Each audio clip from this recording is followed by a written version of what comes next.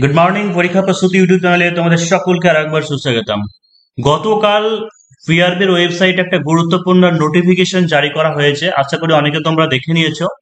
যারা বিশেষ করে কেপিএস এর ক্যান্ডিডেট আছে, যারা ফিলি পরীক্ষা দিয়েছো তাদের জন্য ইম্পর্টেন্ট, সেই সঙ্গে হচ্ছে অন্যান্য যারা ক্যান্ডিডেট আছে যারা ডব্লিউপিএসআই বা কেপি কনস্টেবল বা ডব্লিউপি কনস্টেবলের পরীক্ষা দিতে চলেছে সামনে, তোমাদের জন্য ভীষণ ইম্পর্টেন্ট। কারণ এখান থেকেই আমরা আপকামিং যে পরীক্ষাগুলো সেই কিছুটা সম্পর্কে আমরা একটা আঁচ পাবো বা হচ্ছে একটা আভাস পেয়ে যাবো।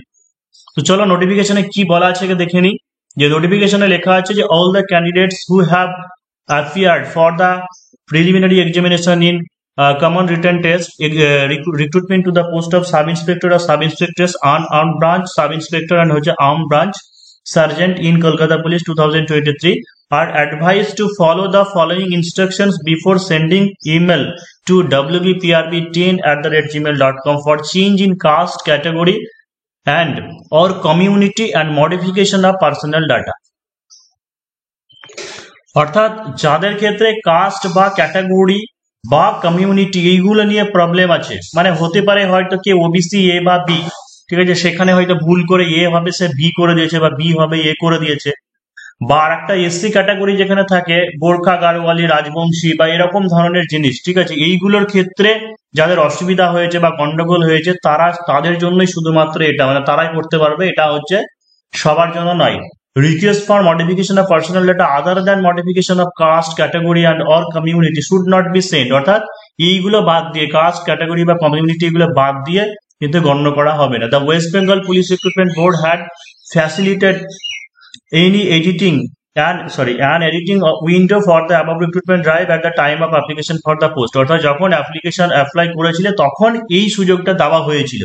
Hence request for personal data correction beyond that window period will not be entertained under any circumstances। অর্থাৎ এই কাস্ট, ক্যাটাগরি, কমিউনিটি বাদ দিয়ে যদি অন্য কোনো ভুল বা কিছু হয়ে থাকে তাহলে সেই ক্ষেত্রে সেটা গণ্য করা হবে না, সেটা পাঠালে হবে না। The board intends to publish, দেখো 2 নম্বর যে পয়েন্টটা দেওয়া আছে এটাই ভীষণ ইম্পর্টেন্ট, দেখে নাও যে the board intends to publish the result of the preliminary examination as soon as the model code of conduct is lifted। অর্থাৎ বোর্ড খুব তাড়াতাড়ি তোমাদের প্রিলিমিনারি পরীক্ষা যেটা সেটা অবশ্যই পাবলিশ করতে চাইছে। যেটা তোমাদেরকে বলা হয়েছিল এর আগের ভিডিওতে, গতকালকের ভিডিওতেই বলা হয়েছিল যে খুব সম্ভবত যেটা হয় যে জুন মাসের 15 থেকে 20 তারিখ নাগাদ, মানে ধরে রাখো যে জুন মাসের 20 তারিখ নাগাদ আশা করা যাচ্ছে যে রেজাল্ট তোমরা পেয়ে যাচ্ছ। তো সেই কারণে কি আছে, in order to prepare the result for the preliminary examination the board needs time, hence the board will not entertain any request for modification of caste, category or community after 27 মে। অর্থাৎ 27 মের পরে এইগুলো আর কিন্তু অ্যাপ্লিকেবল হবে না। অর্থাৎ যেগুলো পাঠাতে মানে যা করা হবে সেটা হচ্ছে 27 তারিখের আগে।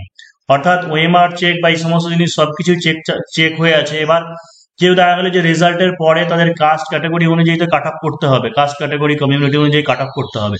তো সেই কারণের জন্যই যার যেটা প্রবলেম আছে যদি ভুল হয়ে থাকে এই ব্যাপারটা এখনই জানাতে বলা হয়েছে, 27 তারিখের আগেই তোমাদেরকে পাঠাতে হবে। তো 20 তারিখে গতকাল নোটিশ দেওয়া হয়েছিল, অর্থাৎ 27 তারিখ পর্যন্ত এটা পাঠানো যাবে। If any candidate wants to send mail for modification of caste, category, under or community, the candidates must provide the following information maintaining the subject clearly। অর্থাৎ নিচে একটা এক্সাম্পল দিয়ে দেওয়া আছে, এইভাবে এই ফরম্যাটে তোমাদেরকে লিখতে হবে। প্রথমে দেখা যায় ফর এক্সাম্পল সাবজেক্ট, অর্থাৎ প্রথমে সাবজেক্ট লিখলে, কেউ যদি ক্যাটাগরি চেঞ্জ করতে যাও তাহলে লিখবে চেঞ্জ অফ ক্যাটাগরি, কেউ যদি কমিউনিটি চেঞ্জ করতে যাও তাহলে লিখবে চেঞ্জ অফ কমিউনিটি। তারপরে 2 নম্বরে কি লিখতে হবে, name of recruitment drive, name of recruitment drive লিখে এটা লিখে দিতে হবে যে সাব ইন্সপেক্টর বা sub inspectors arm branch, sub inspector, তারপরে হচ্ছে arm branch and sergeant in Kolkata police 2023। এটাই পুরোটাই কপি পেস্ট করে দেবে। তারপরে অ্যাপ্লিকেশন সিরিয়াল নাম্বার, তোমার যে অ্যাপ্লিকেশন সিরিয়াল নাম্বার আছে সেটা দিয়ে দেবে। তারপরে যে রেজিস্টার্ড মোবাইল নাম্বার, অর্থাৎ যে মোবাইল নাম্বার দিয়ে অ্যাপ্লিকেশন করেছিলে সেই রেজিস্টার্ড মোবাইল নাম্বার এবং হচ্ছে ইমেল আইডি দিয়ে দিতে হবে। তারপরে gist of the prayer with supporting documents, অর্থাৎ যেটা তুমি দিতে চাইছো বা চেঞ্জ করতে চাইছো সেটার সাপোর্টিং ডকুমেন্টসটা ওখানে অ্যাটাচ করে দেবে, দিয়েই পাঠিয়ে দেবে wbprb10@gmail.com এ, তাহলে হয়ে যাবে। এখানে বারবার এই জিনিসটাও লেখা আছে, দেখো যে email without the bear minimum information as above will not be considered. অর্থাৎ শুধুমাত্র যেটুকু বলা আছে কাস্ট, ক্যাটাগরি বা কমিউনিটি, এটা বাদ দিয়ে অন্য কিছু অ্যাকসেপ্ট করা হবে না। If any candidate who appeared in the preliminary examination and has sent mail in this regard should send another mail in the above format. অর্থাৎ কেউ যদি এর আগেও সেন্ড করে থাকে তাকে আবার নতুন করে একটা ইমেল সেন্ড করতে হবে। However, no such request will be entertained after 27 May 2024, অর্থাৎ 27 মে এর পরে এটা অ্যাকসেপ্ট হবে না। তাহলে তো কেপিএসআই এর জন্য তো মানে বলতে পারো যে একটা সতর্কতা বাণী বা আগাম একটা অ্যালার্ট করে দেওয়া যে খুব তাড়াতাড়ি মেনের নির্ঘণ্ট বাজতে চলেছে, অর্থাৎ মেন পরীক্ষা হতে চলেছে। সেই কারণের জন্য কিন্তু তোমাদের এখন থেকে প্রিপারেশনটা নিয়ে রাখতে হবে। তো এখানে যে KPSI main special batch, KPSI main special batch যারা জয়েন হতে চাইছে 7797427474 এই নাম্বারে হোয়াটসঅ্যাপ করবে। এই নাম্বারে আগে হোয়াটসঅ্যাপ করবে, কারণ খুব ব্যস্ত থাকার জন্য তোমাদের কল রিসিভ করতে পারেন অনেক সময়। তো হোয়াটসঅ্যাপ করলে ডিটেলসটা জেনে যাবে।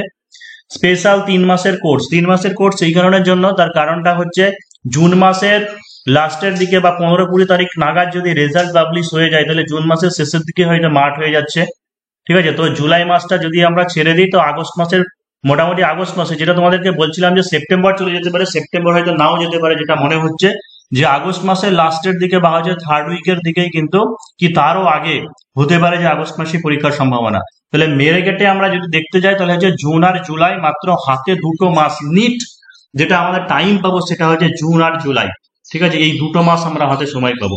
সেই কারণের জন্য যারা ইমিডিয়েট যারা কেপিএসআই মেন স্পেশালের জন্য জয়েন করতে চাও তোমরা এই নাম্বারে কন্ট্যাক্ট করে জয়েন হয়ে যেতে পারো। যারা কনফিউশনের মধ্যে আছো, মেনের কোর্স নিলে তো এমন কিছু হবে না, পরবর্তীকালে ডব্লিউপিএসআই আছে, বা মেনের কোর্স নিলে ম্যাথ জিকে রিজনিং যেটা শিখছো তোমার সব পরীক্ষাতেই কাজে লাগবে। তো এই কারণের জন্য বেশি না দেরি করে অ্যাডমিশন নিয়ে নেওয়াই ভালো। আর হচ্ছে 25 তারিখ থেকে 25শে মে থেকে নতুন ব্যাচ শুরু হচ্ছে, 25শে মে থেকে নতুন ব্যাচ শুরু হচ্ছে 24শে মে পর্যন্ত, 24শে মে রাত্রি 10টা পর্যন্ত অ্যাডমিশন চলবে। এর পরবর্তীকালে কিন্তু আর কাউকে অ্যাডমিশন নেওয়া হবে না কেপিএসআই মেন স্পেশাল ব্যাচের জন্য। আর আরো একটা জিনিস যে ডব্লিউবিপি কনস্টেবল বা হচ্ছে ডব্লিউবিপি এসআই, ডব্লিউবিপি কনস্টেবল বা ডব্লিউবিপি এসআই, তারপরে যে কেপি কনস্টেবল, এই যে পরীক্ষাগুলোর ফর্ম ফিল আপ হয়ে আছে, এই সমস্ত পরীক্ষাগুলো সবই সেপ্টেম্বর মাস থেকে আস্তে আস্তে কন্ডাক্ট করা হবে, সবই সেপ্টেম্বর মাস থেকে কন্ডাক্ট করা হবে। সুতরাং সমস্ত ক্যান্ডিডেট যারা পুলিশের জন্য প্রিপারেশন নিচ্ছ, সেই ডব্লিউপিএসআই বা কনস্টেবল, সবাই তোমরা সিরিয়াস হয়ে যাও এবং হচ্ছে ঠিকঠাক ভাবে পড়াশোনা করো। আর কেপিএসআই মেন স্পেশাল সেই সঙ্গে হচ্ছে ডব্লিউপিএসআই এর জন্য যারা প্রিলি বা মেন বা শুধুমাত্র মেনের জন্য অ্যাডমিশন নিতে চাও তোমরা এই নাম্বারে হোয়াটসঅ্যাপে কন্ট্যাক্ট করে নিতে পারো। অর্থাৎ কেপিএসআই মেন স্পেশালের ব্যাচ আলাদা বা কোর্স আলাদা, ডব্লিউপিএসআই এর জন্য আলাদা। কোর্স বলতে নোটপত্র বা সাজেশন অনেক কিছু তো সবই প্রায় একই রকমেরই হবে, কিন্তু স্ট্র্যাটেজি বা হচ্ছে ব্যাচ আলাদা আলাদা। তার কারণ কেপিএসআই মেন স্পেশাল আমি 2 মাসে বা 3 মাসে শেষ করব, কিন্তু ডব্লিউপিএসআই যেটা সেটা হচ্ছে 7 মাসের কোর্স থাকে। তো এই কারণে যারা কন্ট্যাক্ট করবে হোয়াটসঅ্যাপে তারা মেনশন করে দেবে যে কি কোর্স নিতে চাইছো তোমরা, তাহলে সেই অনুযায়ী সেই কোর্সের ডিটেলস তোমাদেরকে প্রোভাইড করা হবে।